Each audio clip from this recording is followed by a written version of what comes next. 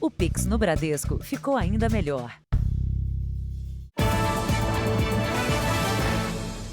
Boa noite. Boa noite. O litoral sul de São Paulo enfrenta um aumento de assaltos há praticamente um mês do começo do verão. Só no último fim de semana prolongado foram 3 casos em São Vicente, cidade vizinha a Santos. O cenário parece perfeito para quem procura sossego.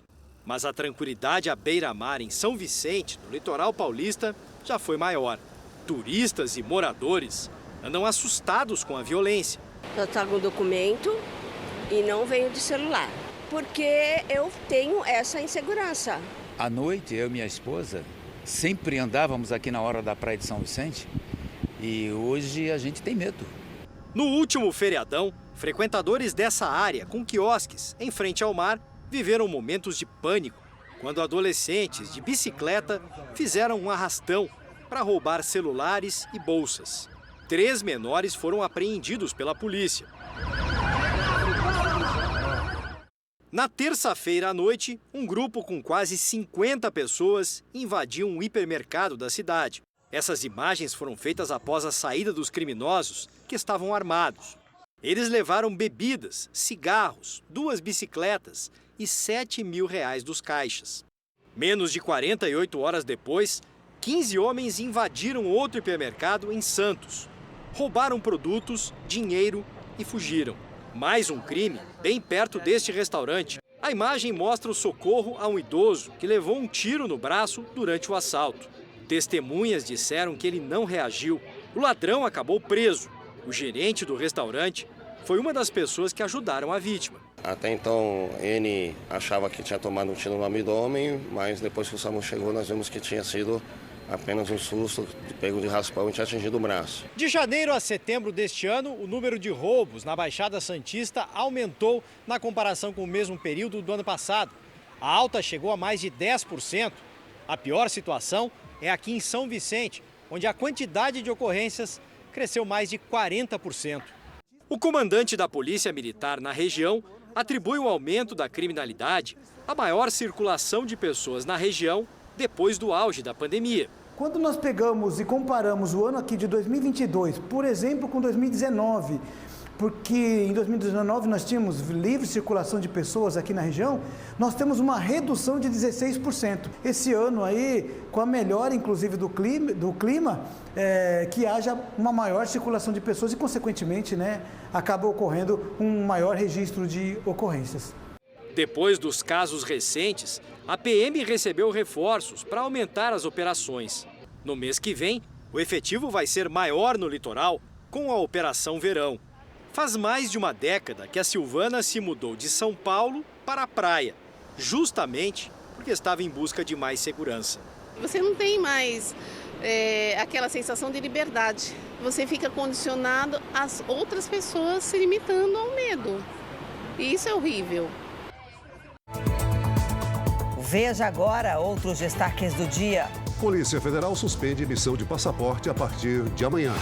Coordenador da transição, Aloysio Mercadante, do PT, diz que o novo ministro da Defesa será um civil. Ministro Paulo Guedes manda Lula se calar após crítica do presidente eleito ao teto de gastos. Bilionário Elon Musk fecha escritórios do Twitter em meio a pedidos de demissão em massa. Seleção brasileira encerra a preparação na Itália e embarca amanhã para o Catar. Na série especial, a morte trágica de uma refém que mudou a técnica para solucionar sequestros.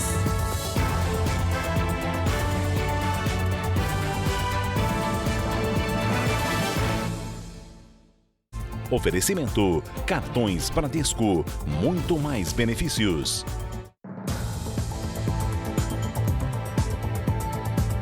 Foi preso um dos suspeitos de matar um major do Corpo de Bombeiros no Rio de Janeiro. O militar havia sido sequestrado depois de enviar à polícia fotos com barricadas erguidas por traficantes. 24 horas depois do crime, a prisão. Washington Rogério Magalhães estava com outros 2 homens num carro quando foi parado durante patrulhamento na Avenida Brasil. Ele é um dos suspeitos de matar o major do Corpo de Bombeiros, Wagner Bonin, de 42 anos. Segundo o Ministério Público, Washington confessou que teria participado do sequestro e morte da vítima a mando de terceiros ainda não identificados. Ele assumiu ser gerente do tráfico na localidade, né? Ele não entrou no mérito, ele não falou dos motivos do crime, mas disse que teria participado de forma ativa e direta e junto com outros comparsas. O corpo do major foi encontrado em um carro em chamas na Pavuna, zona norte do Rio. Antes disso, o bombeiro havia enviado à Polícia Civil fotos de barricadas do tráfico de drogas montadas na comunidade onde ele morava, em São João de Meriti, na Baixada Fluminense. Os obstáculos impostos pelo crime organizado e que impedem o acesso às comunidades já se traduzem em números. Só esse ano, o total de chamadas ao Disque Denúncia sobre barreiras ou bloqueios em bairros do Rio ou cidades do interior é superior a 8.000 reclamações. Além do perigo, o constrangimento. As compras feitas por quem mora nessas áreas nem sempre são entregues. Lá chega mais ou menos 70%. Vai ter que buscar aqui. A Polícia Civil desarticulou parte de uma facção criminosa de São Paulo que atuava no Distrito Federal. Os presos cumpriam metas para recrutar integrantes e, assim, atacar quadrilhas rivais. A operação ocorreu simultaneamente em São Paulo, Minas Gerais, Goiás e Distrito Federal. Foram cumpridos 21 mandados de prisão e outros 24 de busca e apreensão. Ao todo, 11 pessoas foram presas. Os alvos são investigados desde 2014 e fazem parte da facção criminosa PCC que surgiu em São Paulo. Dentro dos presídios, o grupo comandava crimes como tráfico de drogas, homicídio, latrocínio, estupro, roubo e furto. Aqui no Distrito Federal, os criminosos cumpriam metas estabelecidas pelas lideranças, como o batismo de novos integrantes, ou seja, aumentar o tamanho da quadrilha com o objetivo de atacar facções rivais. Uma das estratégias de crescimento por parte da organização é justamente incentivar o maior número de batismos, né? Para eles poderem aumentar a presença no território e aí poderem ter uma presença maior e controlar, quem sabe, o comércio varejista de drogas, né? No Rio Grande do Sul, a polícia fechou um laboratório que produzia cocaína na Grande Porto Alegre. Um homem que preparava a droga foi preso. O laboratório funcionava dentro de uma casa no município de Estância Velha. Os policiais encontraram 170 quilos de cocaína pura, além de insumos que eram usados no preparo da droga. O prejuízo ao crime organizado ultrapassa R$2 milhões. Foram 30 dias monitorando o suspeito até o dia da prisão. Era um imóvel locado, que não chamava muito a atenção da vizinhança, mas uma informação importante que nós recebemos foi de que um indivíduo ingressava sempre no mesmo horário e ficava pouco tempo no imóvel. No carro do traficante foram encontrados 5 quilos de cocaína em um fundo falso atrás do rádio. Para distribuir a droga, o produto era fracionado e transportado em pequenas quantidades para não chamar a atenção da polícia. A identidade do traficante não foi divulgada. Segundo a investigação, o criminoso chegava a produzir até 200 quilos da droga por mês para abastecer o mercado gaúcho. No laboratório, ele misturava a cocaína com outros componentes, como cafeína e anestésicos. Dados da Secretaria de Segurança Pública do Rio Grande do Sul mostram que de janeiro a setembro deste ano, as polícias militar e civil apreenderam juntas quase 2 toneladas de cocaína no estado, uma média de quase 7 quilos por dia. Uma operação da Polícia Rodoviária Federal e da Receita Federal apreendeu 7.000 garrafas de vinho que entraram ilegalmente no país.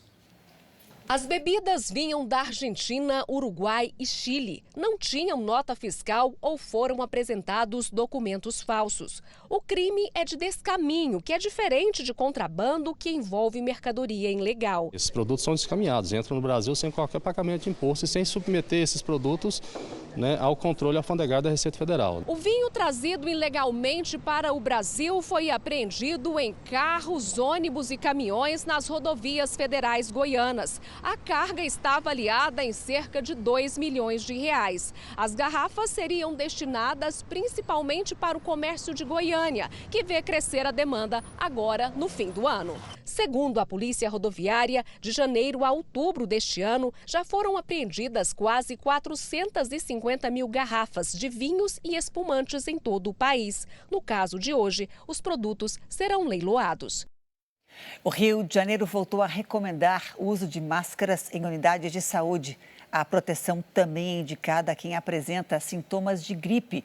De uma semana para outra, o estado do Rio teve um aumento de mais de 300% em casos de Covid-19. Neste posto de saúde, nos últimos dias, cresceu a procura pela vacina contra a Covid. É importante todo mundo se vacinar com o aumento dos casos, garantir a proteção, cobertura vacinal toda. De acordo com a Secretaria de Saúde, em uma semana, o número de casos confirmados passou de 4.368 para 18.799, um aumento de mais de 300%. A taxa de ocupação da enfermaria de Covid chegou a 60%.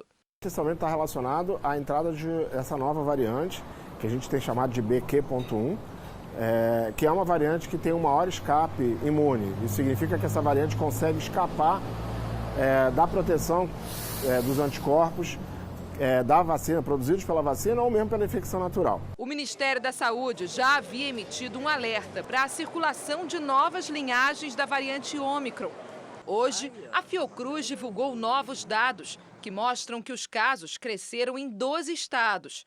Além do Rio, os estados de Alagoas, Amazonas, Ceará, Goiás, Pará, Paraíba, Pernambuco, Piauí, Rio Grande do Norte, Santa Catarina e São Paulo também foram citados como preocupantes. Em São Paulo, a prefeitura afirmou que vai distribuir a partir de segunda-feira 1 milhão de máscaras em terminais de ônibus. Com a descoberta da nova variante, o que mais preocupa os especialistas é a cobertura vacinal. Aqui no Rio, 88% da população acima de 12 anos já tomou 3 doses do imunizante. A questão é a 4ª dose da vacina. Apenas 22% das pessoas entre 30 e 39 anos tomaram esse reforço. No Brasil, 69 milhões de pessoas não tomaram sequer a 3ª dose, segundo o último levantamento do Ministério da Saúde. A vacinação é fundamental para que a gente tenha essa característica do que a gente está vendo nessa onda agora, de um número muito grande de casos, mas com um impacto muito pequeno em internação, em gravidade e óbitos. Enquanto tenta aprovar no Senado a PEC do estouro, o presidente eleito Lula está sendo pressionado a indicar logo o nome do novo ministro da Economia. Outros nomes para outros ministérios são discutidos em Brasília, mas o processo de escolha não avançou.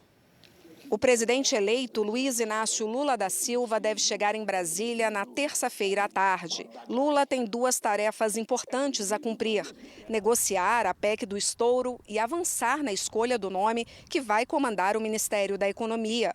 Com a reação ruim do mercado financeiro, as declarações de Lula sobre a PEC, que pretende deixar fora do teto de gastos 175 bilhões de reais para financiar o Bolsa Família, Lula precisa articular o andamento da proposta, principalmente com os presidentes da Câmara e do Senado. O ideal era que nós tivéssemos definitivamente a liberação do teto para a questão do Bolsa Família, não é? É importante e isso, inclusive, liberaria recursos para recompor outras áreas. É o caso, por exemplo, da saúde, é o caso da área de educação, onde nós temos para 2023 um orçamento inviável. O presidente eleito também tem sido pressionado para anunciar o nome do ministro da Economia do futuro governo. O ex-ministro da Educação, Fernando Haddad, que é o favorito de Lula, não é bem visto pelos investidores, que preferem Henrique Meirelles ou até mesmo Alexandre Padilha, que, por sua vez, está no grupo técnico da saúde.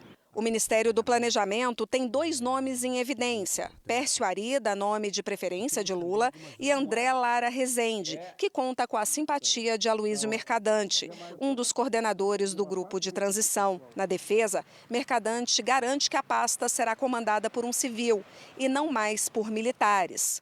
O Grupo Técnico da Segurança Pública foi dividido em 17 temas, como Polícia Federal, inteligência, crimes ambientais e crimes cibernéticos. Já o Grupo de Trabalho de Transparência e Controle se reuniu hoje pela primeira vez. A prioridade maior do grupo, fora o levantamento das informações dentro das estruturas do governo e das estruturas institucionais, seja Ministério Público da União, seja em relação ao TCU, é também o resgate do controle social, o resgate da participação da sociedade civil dentro desse processo de planejamento e de controle das ações do governo. O nervosismo no mercado financeiro continuou nesta sexta-feira. A Bolsa de Valores fechou em baixa pelo terceiro dia seguido. A queda hoje foi de 0,76% e o dólar também fechou em queda, vendido a R$ 5,37. Mas na semana, a moeda americana acumulou alta de 0,75%. A PEC do estouro traz sérios riscos para as contas públicas brasileiras, avaliam os economistas.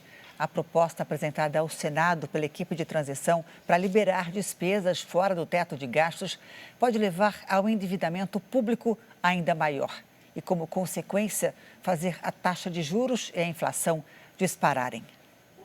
A alta do dólar foi uma das consequências no mercado financeiro às declarações do presidente eleito Luiz Inácio Lula da Silva na COP27.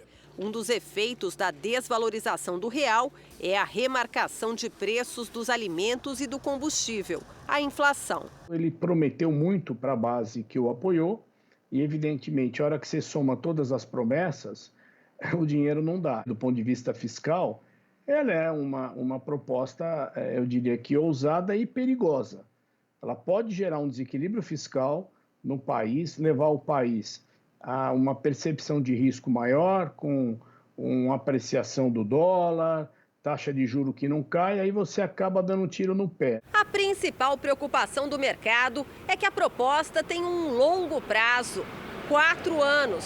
Tirar o programa Bolsa Família do teto de gastos representa um acréscimo de quase 200 bilhões de reais nas despesas do governo federal. Economistas avaliam que um plano de gastos sociais que não considere a responsabilidade fiscal pode levar o país à recessão. Essa PEC do estouro, ela realmente pode trazer uma componente recessiva para a nossa economia. Então, o trabalhador, ele tem que se precaver a isso, né? Ou seja, reorganizar o seu orçamento, né? Controlar seus gastos e, preferencialmente, começar a economizar um pouco.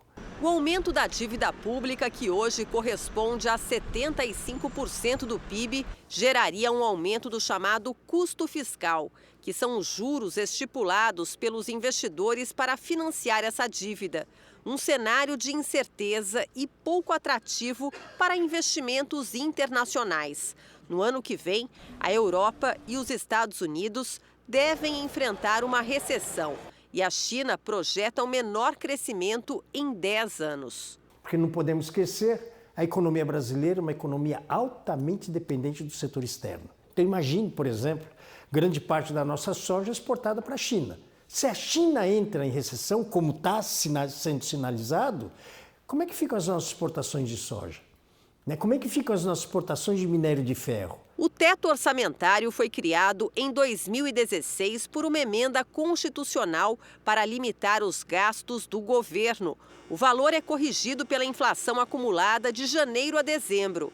Foi uma das medidas aprovadas pelo ex-presidente Michel Temer, depois do impeachment de Dilma Rousseff, para tornar as expectativas dos investidores mais positivas em relação à economia do país. Entre 2014 e 2017, o Brasil enfrentava uma forte crise econômica, resultado do aumento de gastos e da dívida pública brasileira. Se você não colocar limites, o governo, dependendo do governante, ele é capaz de estourar o orçamento, estourar o volume de dispêndios, né, ou de gastos. Então isso é muito ruim para a economia, porque pode levar eventualmente até uma situação de, não digo de inadimplência, mas de dificuldades do governo em honrar seus compromissos financeiros junto ao mercado. O ministro da Economia, Paulo Guedes, fez um balanço da gestão do presidente Bolsonaro na área econômica. E afirmou que a equipe atual entrega o Brasil para o próximo governo no caminho do crescimento. Na primeira fala pública depois da eleição, o ministro da Economia declarou em evento em Brasília que o governo Jair Bolsonaro devolve o país em melhores condições fiscais do que recebeu em 2019. Todas as dimensões em que vocês olharem, nós estamos trilhando o caminho da prosperidade. Qualquer recuo em qualquer dimensão será um erro. Nós estamos devolvendo o país com superávit primário, primeira vez em 10 anos, tendo respeitado o teto, a não ser em situações excepcionais. Guedes também criticou a proposta de emenda à Constituição da equipe de transição, que prevê tirar do teto de gastos as despesas com o Bolsa Família, e disse que usar o espaço fiscal que vai sobrar no ano que vem para o financiamento de obras é um erro. O ministro da Economia classificou como ignorância e incapacidade técnica as declarações do presidente eleito Luiz Inácio Lula da Silva sobre existir um conflito entre responsabilidade fiscal e responsabilidade social. O maior programa de responsabilidade social, ao contrário do que estão dizendo, foi o nosso, 3 vezes maior. Dizem agora, uma situação social terrível, terrível. Então era muito pior com vocês, né? Porque nós fizemos um programa 3 vezes maior, de 150 bilhões. O de vocês era de 50. Já ganhou? Cala a boca, vai trabalhar. Vai construir um negócio melhor. Se fizer menos barulho, trabalhar um pouquinho mais com a cabeça, menos com a mentira, talvez possa ser um bom governo. O novo dono do Twitter, Elon Musk, fechou temporariamente os escritórios da empresa em meio a uma onda de pedidos de demissão. Funcionários decidiram deixar o Twitter depois do bilionário afirmar que quem não quisesse trabalhar intensamente deveria sair. Trabalhar longas horas em alta intensidade ou deixar a empresa com uma indenização de 3 meses de salário. Eram essas as alternativas em um e-mail enviado pelo próprio Elon Musk a todos os funcionários do Twitter. A mensagem gerou uma onda massiva de pedidos de demissão. Ainda não se sabe exatamente quantos empregados decidiram sair. Musk reagiu com ironia na rede social. Publicou uma foto do sepultamento do Twitter e afirmou que o site atingiu um recorde histórico porque usuários acessaram as contas para checar se a rede social havia morrido de fato. O bilionário, dono de outras companhias como SpaceX e Tesla, já havia demitido cerca de 7.500 trabalhadores. O desligamento aconteceu dias depois de assumir o controle da rede social, comprada pelo equivalente a mais de 20 bilhões de reais. Outra gigante da tecnologia, a Amazon, vai iniciar um programa de demissões que pode deixar até 10 mil pessoas sem emprego a partir de janeiro. Os cortes em massa são o maior sinal de que até mesmo a área de tecnologia, a mais lucrativa do planeta, não anda tão bem assim, mesmo após bater recordes de vendas, quando o comércio físico foi obrigado a fechar as portas. Durante a pandemia, só neste ano, mais de 120 mil funcionários do setor foram mandados embora. Na semana passada, foi a vez da Meta anunciar o desligamento de 11 mil trabalhadores. Mark Zuckerberg, presidente da empresa, que inclui redes como Facebook e WhatsApp, admitiu que os ajustes se devem a erros de planejamento. A Meta tem investido no metaverso, uma espécie de realidade virtual, mas que até agora não se mostrou lucrativo como se imaginava. Veja a seguir, caminhoneiro morre depois de ser agredido por um fisiculturista em bar na Grande São Paulo. E também, na véspera de embarcar para o Catar, a seleção brasileira faz um treino fechado na Itália.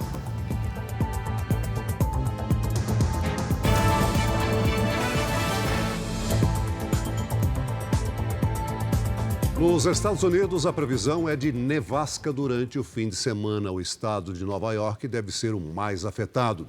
Hoje, a neve provocou o fechamento de estradas na região de Buffalo, por conta da baixa visibilidade. A previsão é que a região receba quase 2 metros de neve nos próximos 2 dias.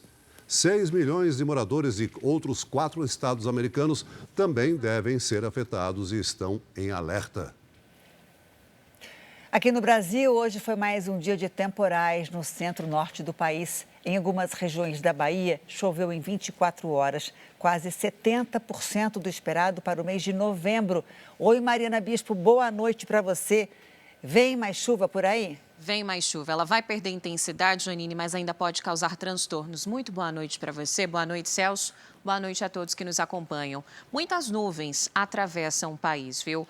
Na metade norte, uma circulação de ventos reforça a nebulosidade. De Minas Gerais até o Pará e da Bahia até o Maranhão, previsão de temporais com ventania. Nas áreas em amarelo aqui do nosso mapa, chuva forte com raios. Nas áreas em azul, a chuva pode vir acompanhada de granizo.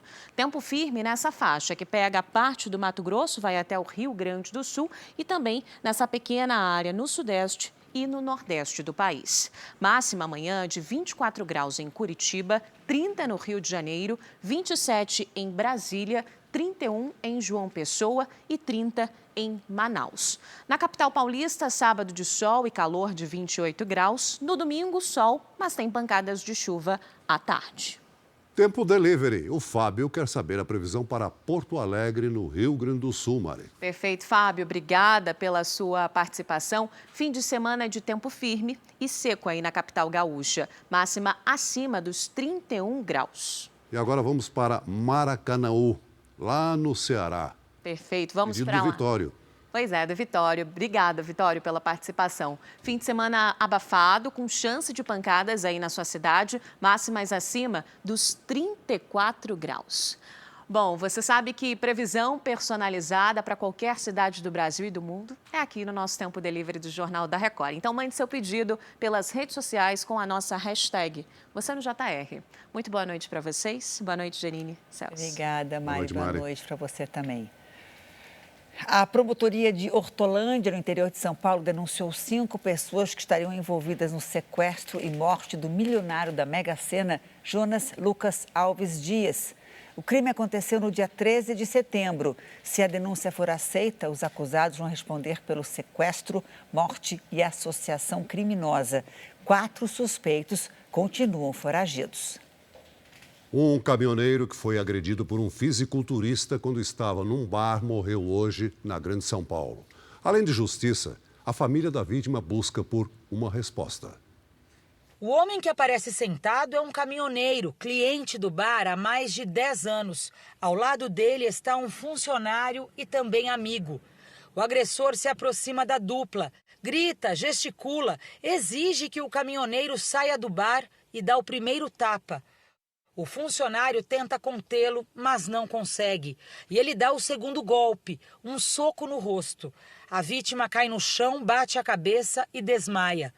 A agressão foi neste bar em São Bernardo do Campo, região do ABC Paulista, na madrugada da última terça-feira. O caminhoneiro Eloy Simão, de 59 anos, foi socorrido e levado ao hospital, mas morreu hoje pela manhã em consequência do traumatismo craniano. Levando um soco na cabeça, ele caiu e acabou batendo a cabeça no chão, onde ocorreu o traumatismo craniano. Segundo a polícia, o agressor é Diego Leite, conhecido como Henk. Instrutor de academia e fisiculturista, ele mora numa casa vizinha ao bar. Os funcionários do bar não quiseram gravar a entrevista, mas contaram que a vítima e o agressor se conheceram na noite do crime. O fisiculturista, segundo as testemunhas, estava visivelmente alterado. Ninguém consegue explicar por que ele decidiu agredir o caminhoneiro. A imagem diz tudo, ele agrediu covardemente, meu pai até levantou a mão, ele não queria, ele não gosta de briga, meu pai nunca foi de ser agressivo, nunca ouvi casos dele brigando com alguém. Na delegacia, o agressor disse que estava sob efeito de álcool e que teria ido ao local para apartar uma briga. Uma versão diferente do que mostram as imagens. Ele não estava apartando, ele que começou a briga e sem motivo. A gente ainda não sabe o que ocorreu e a gente agora só está aguardando a polícia investigar para ver o que aconteceu. Inicialmente vamos fazer a coleta de testemunhas, vamos estabelecer um perfil do agressor e da vítima e realmente aí verificar o final do inquérito, se é uma lesão corporal seguida de morte ou se é um homicídio, né? O caminhoneiro deixou 3 filhos. Ele tirou uma pessoa de uma família, tirou um pai. Então, que ele pague por tudo que ele fez. Cerca de 950 pessoas morreram de dengue este ano no país. O Brasil passa por um período de aumento de casos. A doença transmitida pelo mosquito Aedes aegypti triplicou em 2022. E com a chegada da chuva, comum nessa época do ano, o número de casos pode aumentar nas regiões sul, sudeste e centro-oeste do país. É mais um dia em que os agentes saem às ruas na zona norte de São Paulo. Desde o início do mês, o trabalho de prevenção contra a dengue tem sido intensificado pelas unidades de vigilância em saúde, como na casa de Dona Ivone e no quintal da Dona Fátima. Dona Fátima, ó, tá vendo aqui, ó?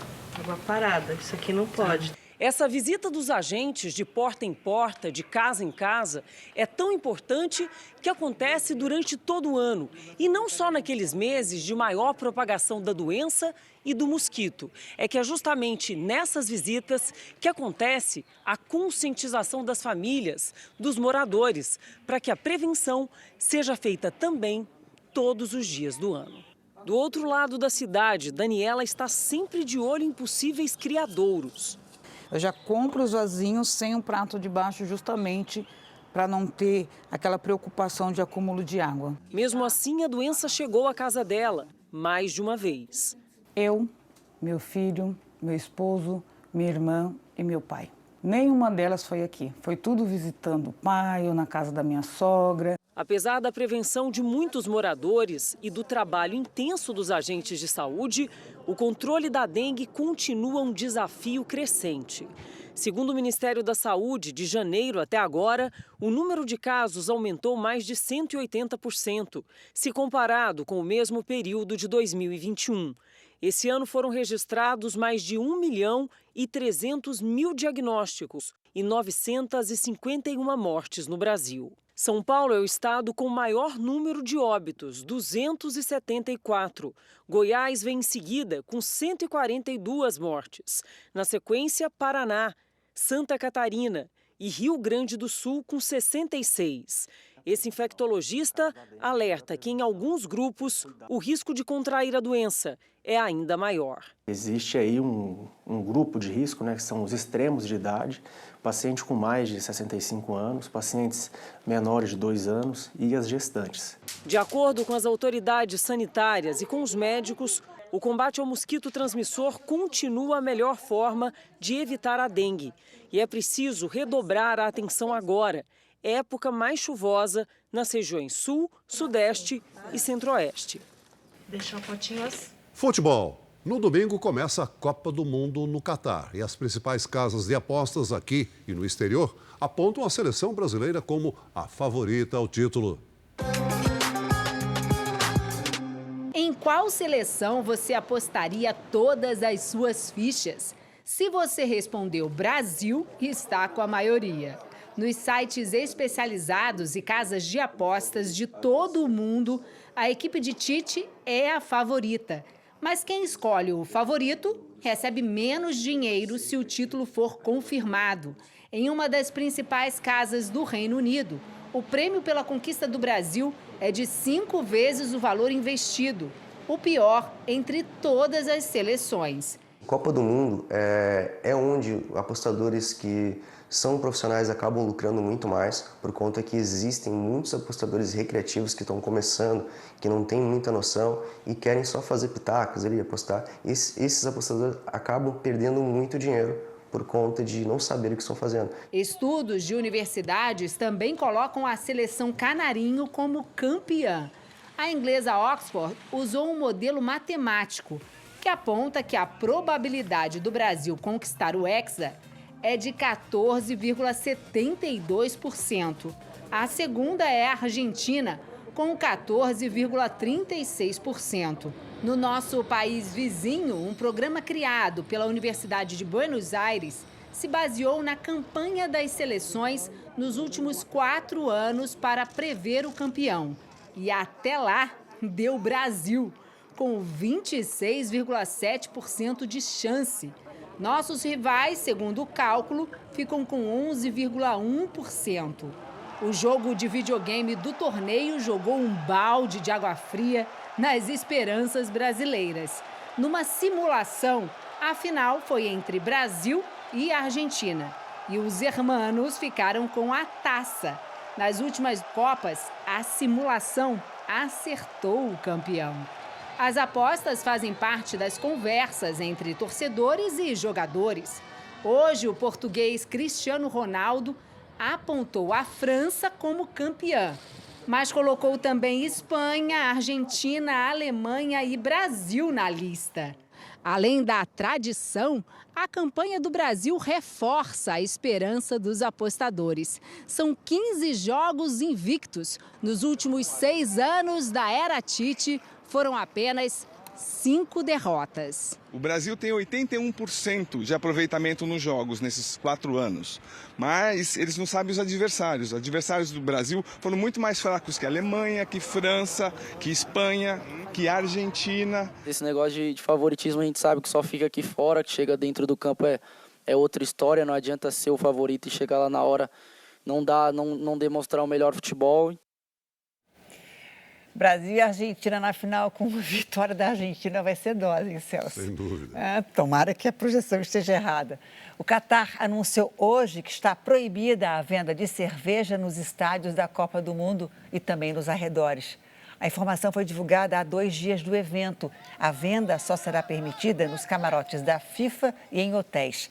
Nesses locais, um copo de cerveja vai custar o equivalente a R$ 75. O Catar é um país muçulmano, onde o consumo de álcool é proibido. E o último treino da seleção brasileira em Turim, na Itália, foi fechado para a imprensa. Os repórteres só puderam acompanhar o aquecimento. O time titular ainda não foi confirmado pelo técnico Tite. No fim da manhã, a CBF divulgou a foto oficial dos jogadores e da comissão técnica. Depois do treino, os atletas foram dispensados e tiraram a tarde de folga. Alguns arrumaram o penteado antes do embarque amanhã para Doha, no Catar. A seleção estreia quinta-feira da semana que vem contra a Sérvia. A seguir, Polícia Federal suspende a emissão de passaportes por falta de verba. E também, como a morte de uma refém há 30 anos mudou a técnica para solucionar sequestros.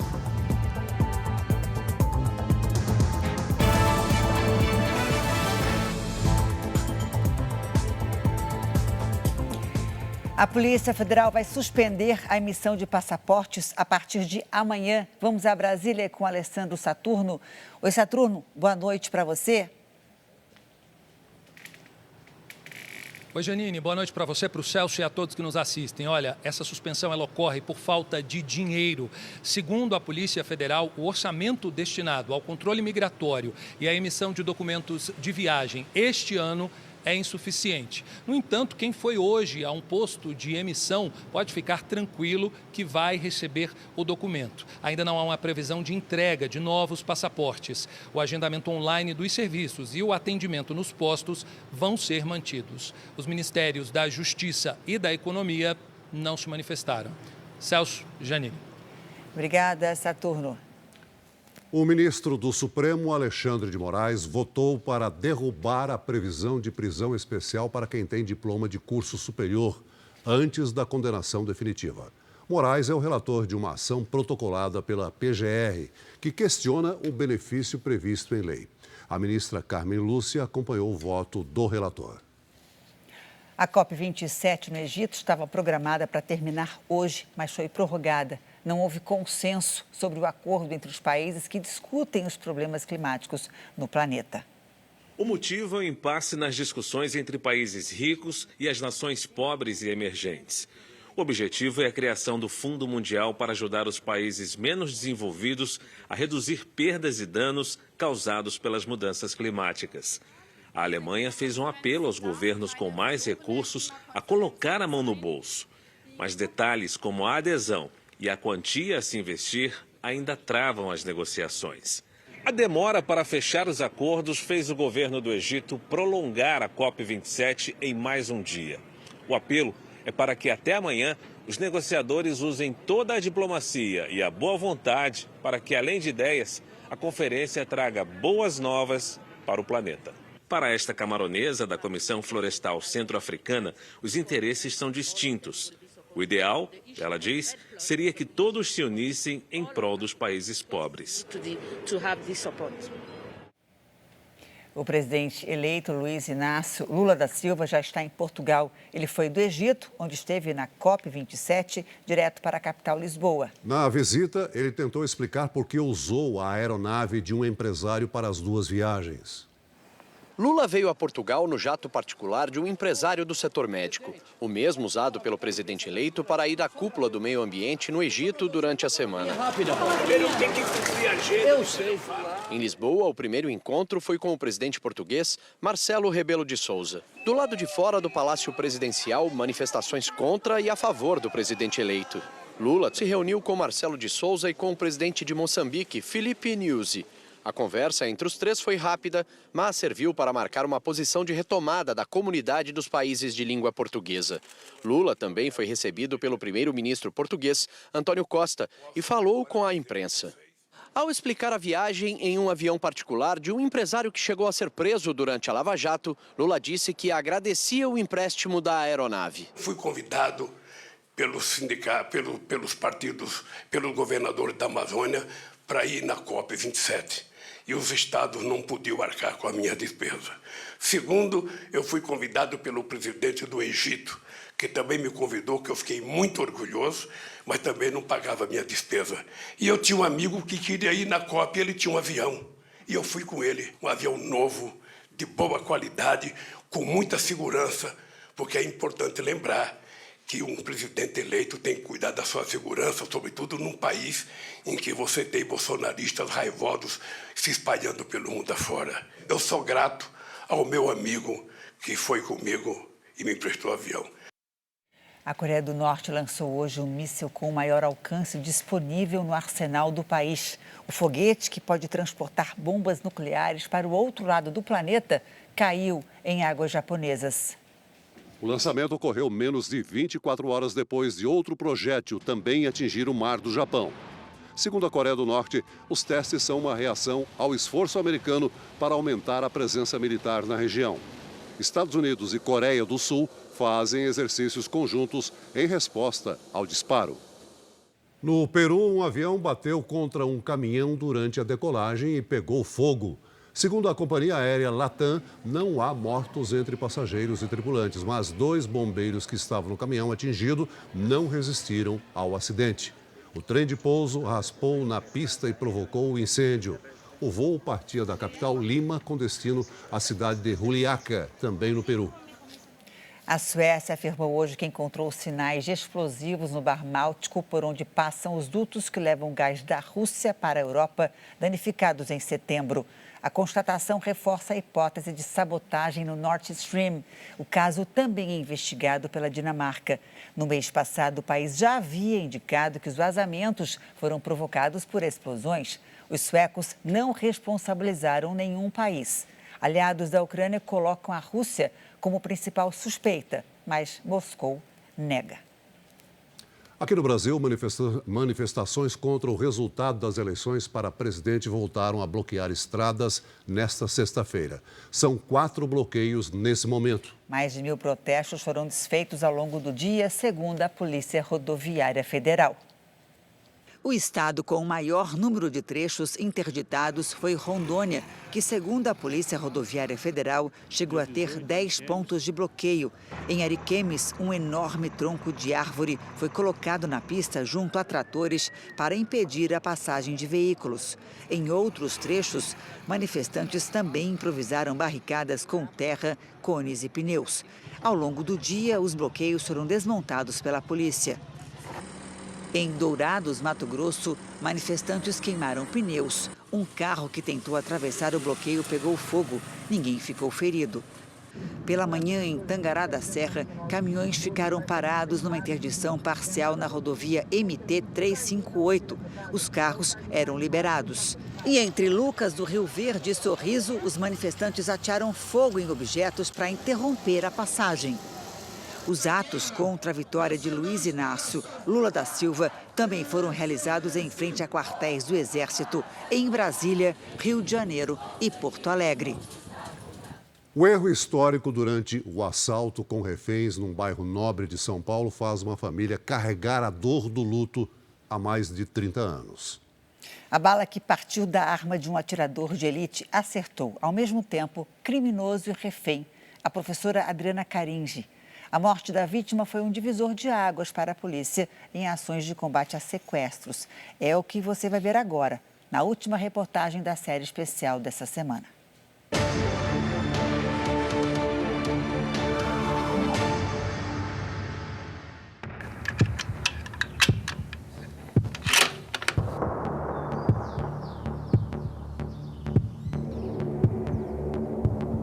Pedro tem apenas um tiro para acertar. Esta peça de metal amarelo é o alvo. Ele se deita a 50 metros de distância, não encosta o peito no chão, segura a respiração e dispara.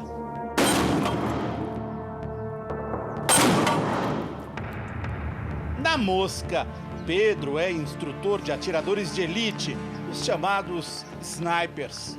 O tiro, quando é feito o acionamento do gatilho, nós falamos aquele tiro em apneia, onde você cessa a respiração e vem para o acionamento.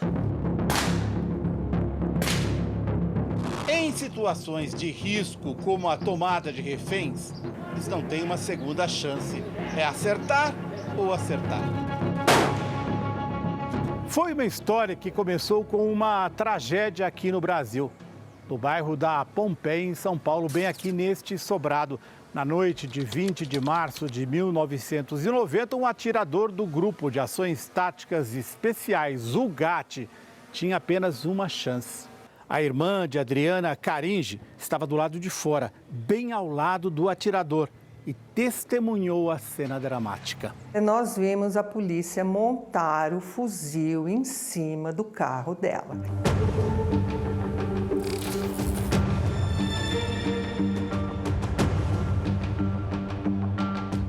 Quando o casal de assaltantes entrou no sobrado, Silvia foi feita refém junto com a irmã, os pais e um visitante. Eu fiquei ali imóvel, de barriga para baixo, eu fiquei imóvel mesmo.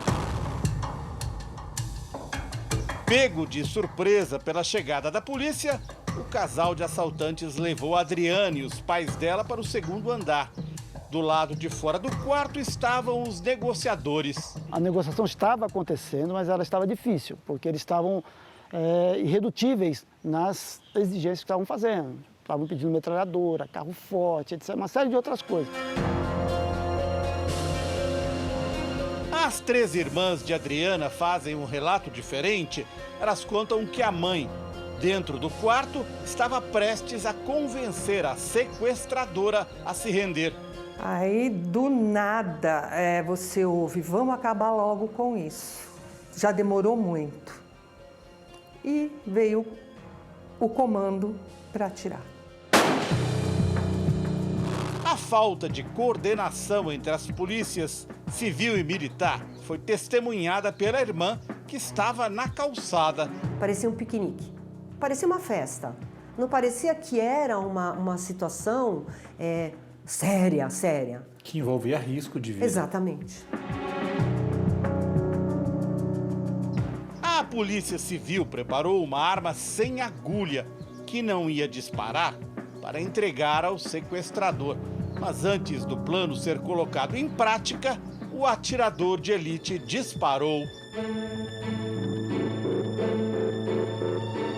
Policiais militares invadiram o sobrado e mataram a sequestradora desarmada. Para o negociador, a morte da refém logo na primeira ação do GAT foi um infortúnio. O tiro aconteceu durante um descuido do homem que mantinha Adriana refém. Viu na tela, na mira telescópica dele, só o bandido. Ele fez o tiro, um tiro ascendente. Só que o tiro acertou quem tinha que acertar, que era o alvo dele, transfixante, e foi buscar a vítima que estava atrás, do lado dele. 2 erros graves foram cometidos pelo GAT no episódio. O primeiro foi colocar o atirador de elite, sem comunicação com os negociadores, no meio das pessoas que se juntaram diante do sobrado. O outro foi na escolha da munição perfurante, que não era a indicada para o fuzil utilizado pelo atirador. Hoje a coisa evoluiu bastante, então até a velocidade do vento, fazer um tiro tem que saber a velocidade do vento, a luminosidade, que tipo de obstáculo tem à frente, se tiver um vidro, se tiver a munição tem que ser diferenciada. O caso de mais de 30 anos atrás é um divisor de águas na história do Grupo de Ações Táticas Especiais da Polícia Militar de São Paulo. Depois dele, treinamento técnico e psicológico, uso de equipamentos modernos e análise de risco deram à força de elite mais tranquilidade para agir em situações como essa. Quando a gente sabe que a gente tem um equipamento, um fuzil de alta tecnologia, de alta precisão, evidente que traz uma segurança não só para o atirador, que vai fazer o tiro, mas também para toda a equipe envolvida e principalmente para a pessoa que está tomando as decisões, né? O gestor do incidente, né? Hoje é possível disparar um tiro certeiro a 1 quilômetro de distância do alvo. Se eu tiver aí um tiro a 1000 metros, eu vou ter aí uma margem de erro aí de 2,5 centímetros. O atirador designado ele consegue ajustar o equipamento dele para aquela situação. Isso foi algo revolucionário. Os pais de Adriana morreram sem ver qualquer punição aos policiais envolvidos na morte da filha. Para a família ficou o gosto amargo da tragédia. A dor que você sente é como se te arrancassem o coração vivo. Tá? É uma dor que só quem passa mesmo sabe o que é.